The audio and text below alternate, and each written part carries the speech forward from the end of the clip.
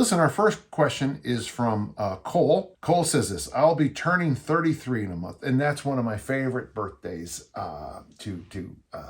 When I was a teacher, when my colleagues would turn 33, I used to always say, Alexander the Great conquered the world at 33. What have you done? And of course, then make a little question about, a joke about some other people at 33. So, Cole, you're 33.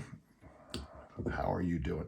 But he's going to try a one-man experiment. He says this: I know from previous podcasts you mentioned that the people who would benefit most from a minimalist program are those who have had a big background in strength and conditioning, and I thought I would fit the bill perfectly. My 33rd birthday will be my 20th anniversary with the weights. So he's been lifting weights since 13, Cole. That by itself is good. Just to emphasize what Cole is asking here,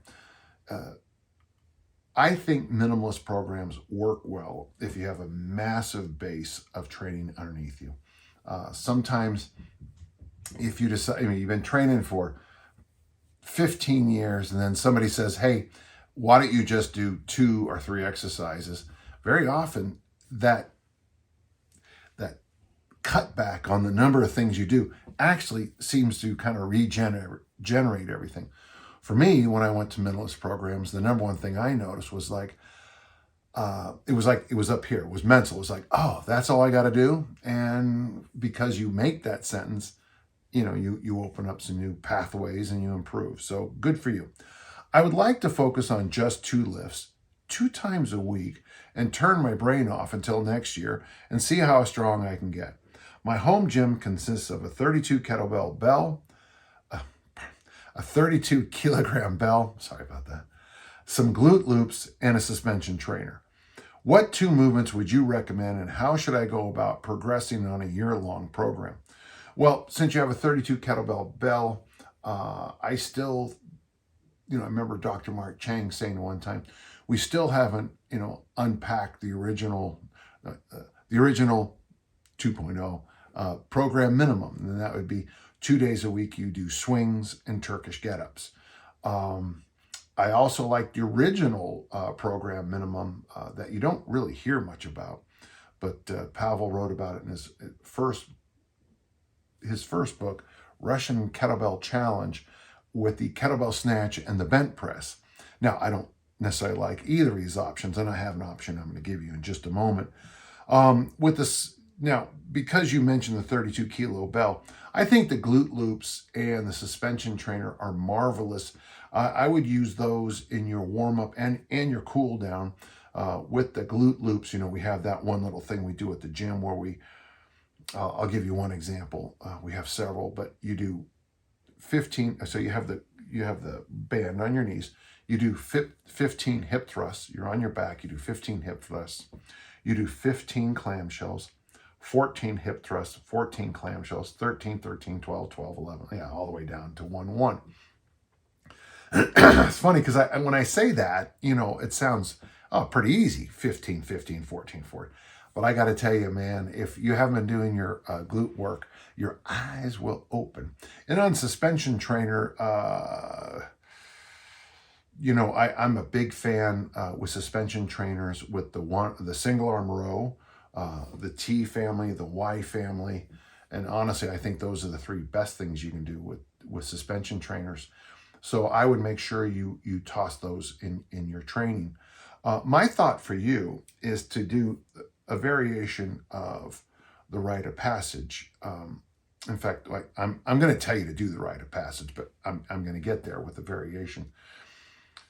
It's now already we're cheating, but I think the kettlebell clean and press, and if you do the 32 and you do the rite of passage, if you do the kettlebell clean and press, single side. So on the left side, you can do 1 clean and press. On the right side, 1 clean and press, 2 clean and press left, 2 clean and press right, 3 left, 3 right. Now with the 32, that might be the first, or doing 3 reps with the 32 is a good number.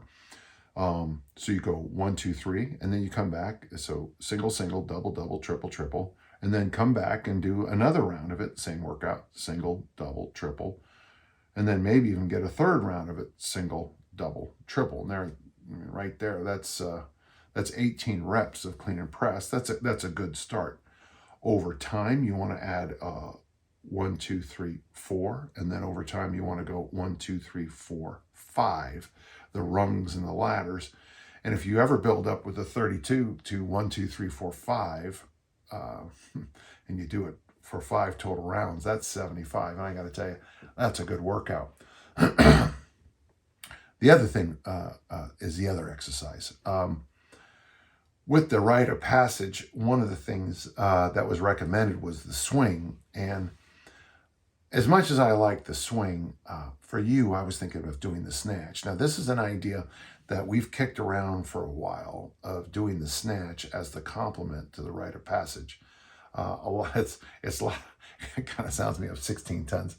A lot of men tried. Okay, it's a tough workout to do those snatches 3 days a week. What I'd recommend for you is it'd be still use the roll of dice idea.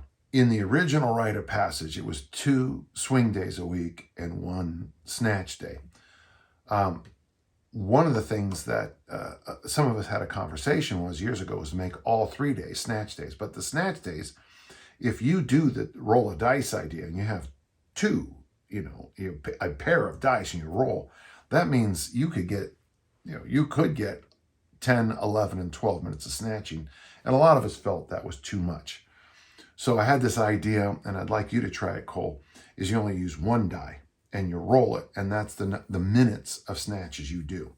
So you do the rite of passage, and your goal is to get up to 1, 2, 3, 4, 5 for 5 rounds with clean and press. And then the other exercise is the snatch, but you only use 1 die. So you roll it, with the 32, the 6-minute day would be tough, but the 1, 2, 3, those are all pretty reasonable. With the 4 being, a little bit of a step up, and, the 5 and the 6 will be harder. How you get those 6 minutes of snatches, and I hope you don't roll 6s, 3 days in 1 week, but it could happen. And you know what happens? That's a hard week. Okay.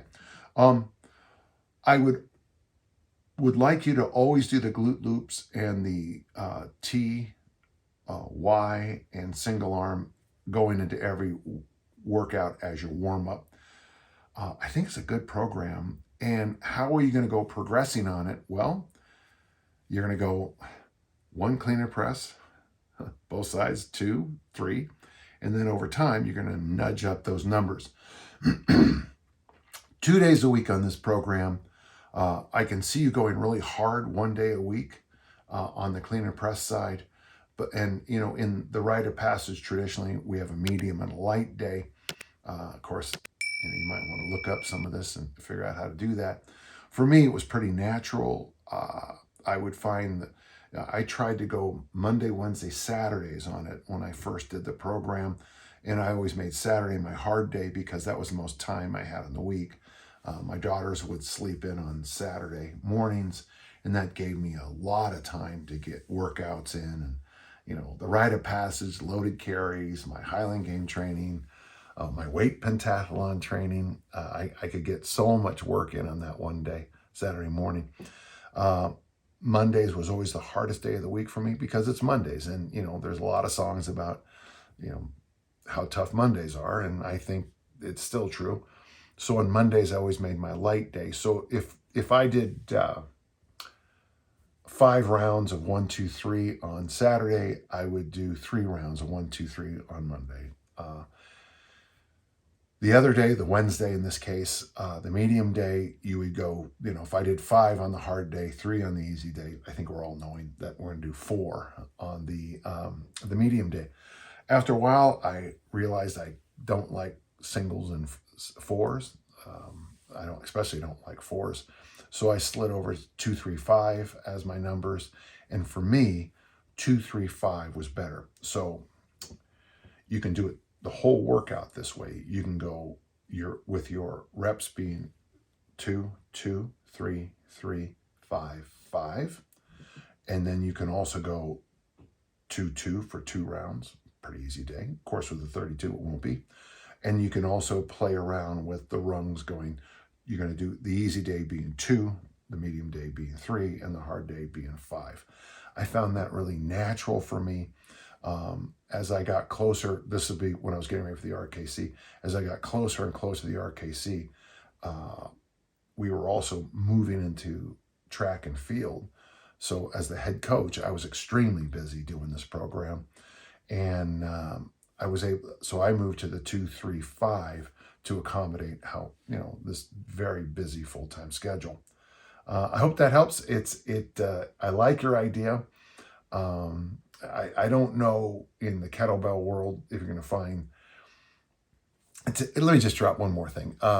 Little Danny John at age 14 said that 50 years from now, when I was 64, if all I did was barbell clean and press and the Olympic snatch, the squat snatch, I would cover all the movements.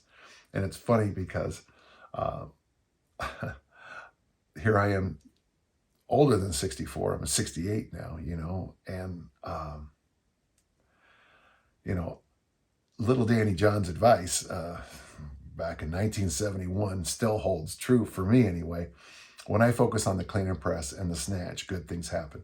In the kettlebell world, I like to focus on the clean and press. The armor building formula is loaded with it, and the kettlebell snatch. And it's just funny for me to think of this, Cole, top of my head, just how long I've been doing this and how much I still think there's value to it. Well, thank you for your question, and I enjoyed answering it.